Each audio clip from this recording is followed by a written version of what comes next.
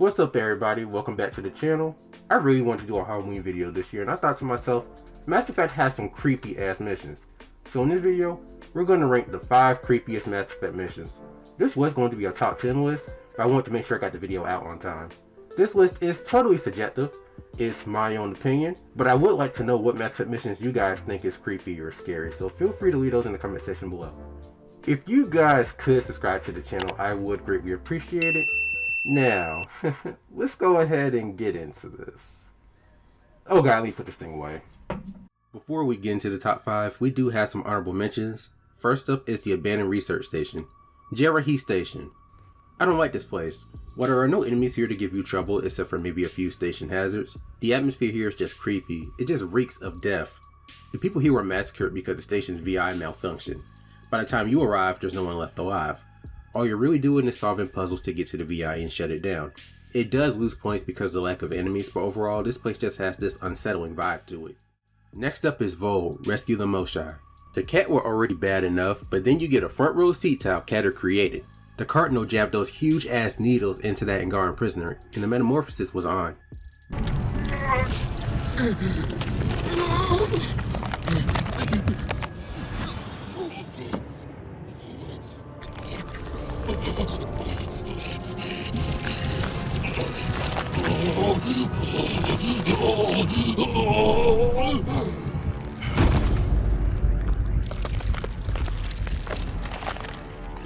The Angara is turned into a cat chosen, and this will have you thinking, is this how the other types of cat are made? It's disturbing to think about. You feel bad for Jaw and the Angara. They're being forced to fight their own kind, and the effects are permanent. There's nothing anyone can do about it. It's one thing to know about it, but it's another thing to see it happen with your own eyes. Coming in at number 5, we have the Abandoned Mine. Husk every damn where. That's what this mission is about. You're basically exploring an abandoned mine where there are a lot of husks, and I mean a lot of husks. The researchers here discovered a Reaper artifact that eventually turned them all into husks, and now they've overrun the mine. This place can kiss my ass. You got husks dropping from the damn ceiling like, hell no, to the no, no, no, hell to the no. And on top of that, you got waves of husks near the artifact. I was more than happy to turn this place into rubble. At number 4, we have Leviathan, TGS Mineral Works. Leviathan's ability to indoctrinate and control people through its artifacts makes this DLC creepy as hell, and that really gets taken up a notch in the TGS Mineral Works part of the DLC. As soon as you enter the place, you can tell something is off. There are Reapers right outside, and the employees are just in here chilling without a care in the world. They all speak in this monotone voice. I've taken care of them for now. I see. That will be all. You can tell that they're being controlled by Leviathan, but you can't worry about them right now. You have to search the building for Dr. Garneau. But when you supposedly find him, all hell breaks loose. Leviathan makes it known that it doesn't want to be found, and despite being in another solar system, it can still cause a lot of damage.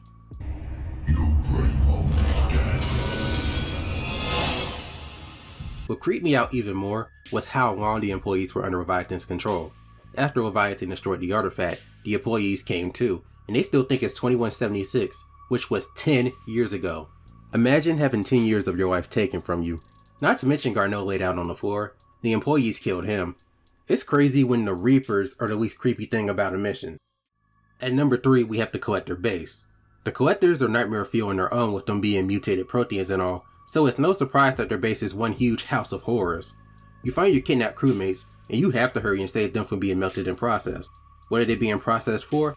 Oh, I don't know. Maybe to feed a skyscraper-sized human Reaper. Just seeing those tubes filled with human essence. How many humans have been killed to make this abomination? I couldn't wait to blow this place to hell and back. Coming in at number 2 is Project Overlord. Overlord is an overall creepy mission, with those green eyes watching you and those sudden loud digitized noises that follow you throughout the mission.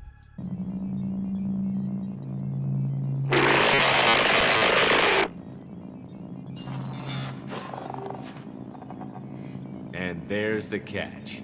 I knew this was too easy. The situation here explained by Dr. Gavin Archer is that his brother David volunteered as a test subject for the project, which was merging a human mind in a VI. Why the fuck you lying? Why you always lying? However, things went horribly wrong.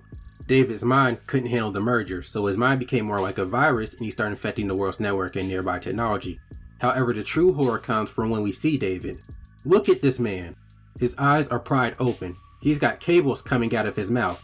Plus David's pleas to make it stop. This is inhumane. I was all for taking him up out of there. It was nice to see him again at Grissom Academy, and it was interesting meeting Gavin again. It's hard to like this guy, but I can see that he's remorseful for what he did. And at number 1, the creepiest mission in the entire series to me is the Asari Monastery. One word makes this level creepy. Banshees. The monastery is already creepy with the Reapers running around it, but then you're introduced to these heifers screeching their way onto the battlefield. These abominations were created from the Araryashi at the monastery, and they are some tough motherfuckers. It feels like you have to pump a lot of bullets into them to take them down. But not only that, they can zip across the map, but it's not an evasion tactic. Oh no, they're coming towards you. They move slow by default, so this lets them get to places quicker. Their biotic attack hones in on you. It's similar to Harbingers, and then they have a Nova attack that can knock you out of cover. When they die, they twist in on themselves and disintegrate, which makes their fate even more tragic. When Samara's daughter Rila is stabbed by a Banshee, she gets a close-up of it, and that's a face that nobody could love, honestly. The fact that the Araryashi were targeted by the Reapers and then seeing the result of the Reapers' handiwork makes this an unforgettable enemy and level. Not to mention how bad I feel for Samara. She lost another daughter, and you're just hoping that her last one, Falere, makes it. Well, that ends this video, guys. I hope you all enjoyed this video. Feel free to like, comment, and subscribe, and I'll see y'all in the next one. And have a happy Halloween. Peace. DJ Sonic Creep.